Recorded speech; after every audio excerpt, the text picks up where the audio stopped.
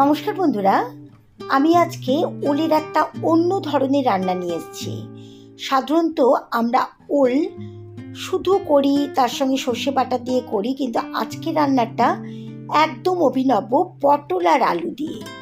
অবশ্যই এই রান্নাটা বাড়িতে ট্রাই করো। দেখো আমি কিভাবে এই রান্নাটা করেছি। 1 কেজি ওলের ডাঁটার আমি এরকম ছোট ছোট টুকরো করে ছাল ছাড়িয়ে ভালো করে জল দিয়ে ধুয়ে নিয়েছি। এবার আমি একটা কড়াই বসিয়েছি, গ্যাসের ওভেনের মুখে দিয়ে সামান্য একটু জল দিয়ে দিলাম। জলটা ফুটে উঠেছে। এবার আমি যে ওলের ডাঁটাগুলো ছোট ছোট টুকরো করে খোসা ছাড়িয়ে নিয়ে আমি কেটে রেখেছিলাম সেগুলো দিয়ে দিচ্ছি।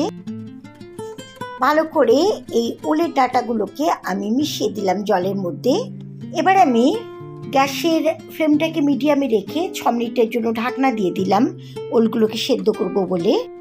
ওলটা সেদ্ধ হতে হতে মিক্সিং জারে আমি কয়েক টুকরো 1 ইঞ্চি মতো আদাকে ভালো করে খোসা ছাড়িয়ে পেস্ট করার জন্য নিলাম। 1 চামচ গোটা জিরে নিলাম, আর 5টা মতো সবুজ কাঁচা লঙ্কাকে আমি ভেঙে দিচ্ছি।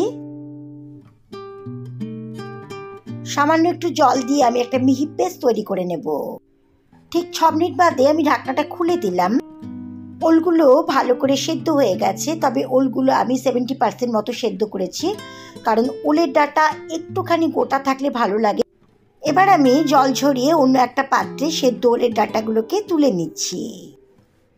গ্যাসের ওভেনের মুখে কড়াই বসিয়ে আমি 4 চামচ মতো সর্ষের তেল নিলাম।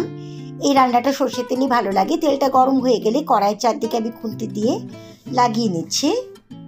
গ্যাসের ফ্লেমটাকে লোয়ে দিয়ে আমি একটা শুকনো লঙ্কা, একটা তেজপাতা ফোড়নে দিয়ে দিচ্ছি, আর দিলাম 1/2 চামচ মতো 5 ফোড়ন। ফোড়ন থেকে সুগন্ধ বেরোলে আমি 2টো মিডিয়াম সাইজের আলুর খোসা ছাড়িয়ে এরকম ডুমো ডুমো পিস করে নিয়েছি, সেগুলো তেলের মধ্যে ভাজার জন্য দিয়ে দিলাম। 5টা পটলের হালকা হালকা করে খোসা ছাড়িয়ে নিয়ে আমি এরকম আলুর মতোই পিস করে নিয়েছি, দিয়ে তেলের মধ্যে আলুর সঙ্গে দিয়ে দিলাম।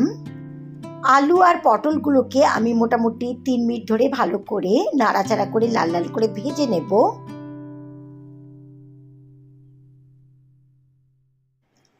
আলু আর পটলের টুকরোগুলো বেশ লাল লাল করে ভাজা হয়ে গেছে। এবার আমি যে মিক্সিং জারে আদা জিরে কাঁচা লঙ্কার পেস্টটা করেছিলাম সেটা দিয়ে দিলাম। এই সময় আমি গ্যাসের ফ্লেমটাকে একদম লোয়ে করে দিয়েছি। বাটা মশলাটাকে আমি ভালো করে আলু পটলের সঙ্গে 2 মিনিট মতো কষিয়ে নিচ্ছি লো ফ্লেমে।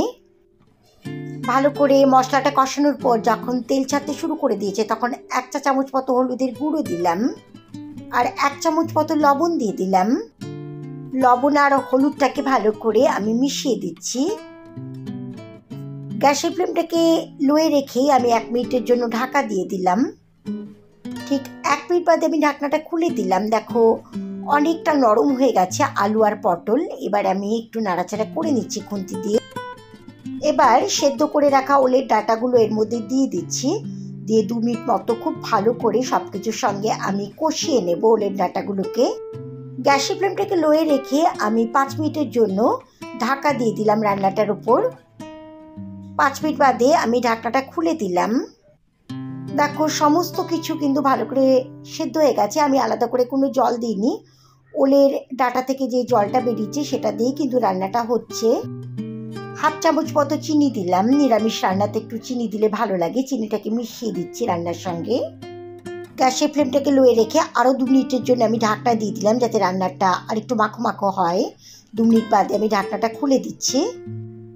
দেখো একদম মাখা মাখা হয়ে গেছে রান্নাটা। এই রান্নাটা কিন্তু গা মাখা হলেই ভালো লাগবে, জল বা জলীয় অংশ থাকলে ভালো লাগবে না। দেখো আলু পটল ওলের ডাঁটা সব কিছু খুব ভালো করে সেদ্ধ হয়ে গেছে। এই সময়টা আমি গ্যাসের ফ্লেমটাকে একদম বাড়িয়ে দিয়েছি, যাতে যেটুকু জলীয় অংশ থাকবে সেটা টেনে যাবে। একদম তৈরি হয়ে গেছে গরম গরম ভাতের সঙ্গে খাবার জন্যে ওলের ডাঁটা। গ্যাসের ফ্লেমটাকে অফ করে ঢাকা দিয়ে দিলাম।